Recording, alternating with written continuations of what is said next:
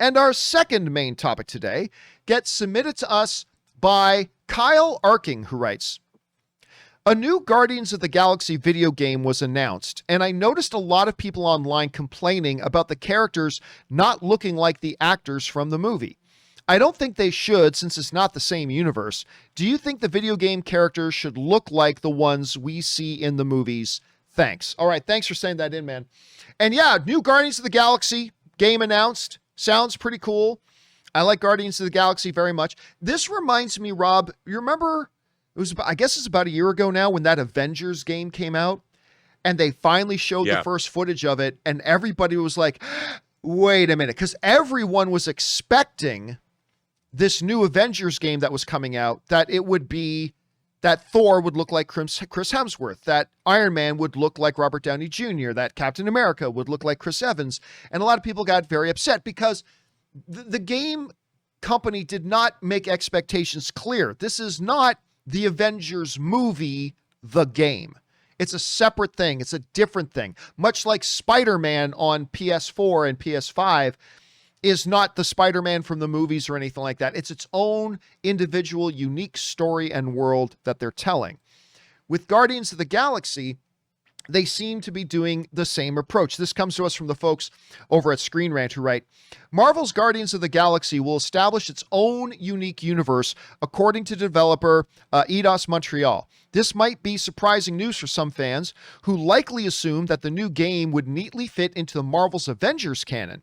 The cosmic superhero game was revealed at the Square Enix presentation at E3 2021 showcase, detailing a choice-based narrative and showing off a large chunk of gameplay.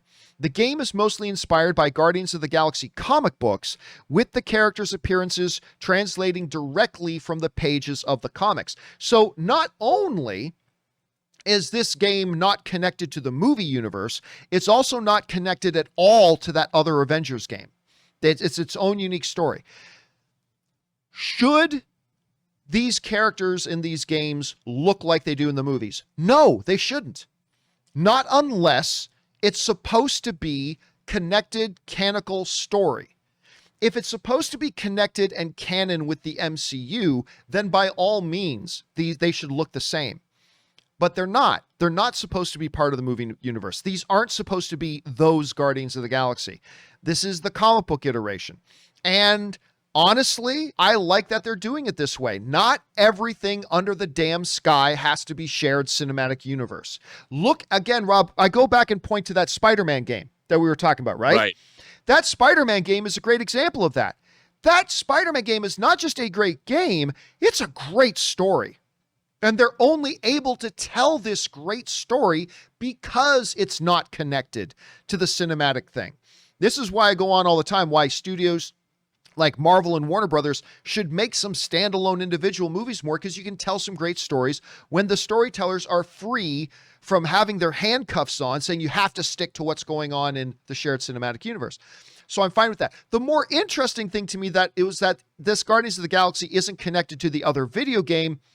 But again, they think they've got a great story. To tell this story, it would be in conflict with other things. So no, basically speaking, unless these games are supposed to be canon stories connected to the movies, I don't think the characters should look like they do in the movies, because that would also create some confusion. Rob, you've had a chance to take a look at this.